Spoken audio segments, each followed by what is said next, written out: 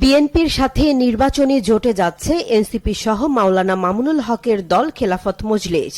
তবে এনসিপির নির্বাহী কমিটির এক সভায় বিএনপির সঙ্গে জোট করা এবং নির্বাচনের আগে আসন ভাগাভাগি নিয়ে আলোচনা চূড়ান্ত করার প্রস্তাব দেন দলটির অনেক নেতা।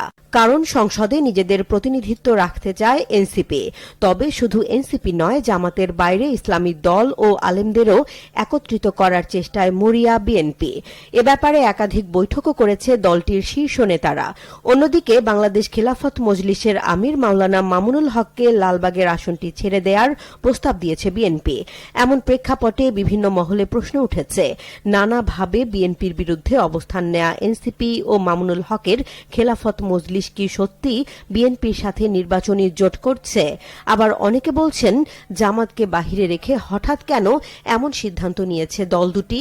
তবে এনসিপির অপর একটি অংশ জামাতের সঙ্গেও জোট করতে চায়।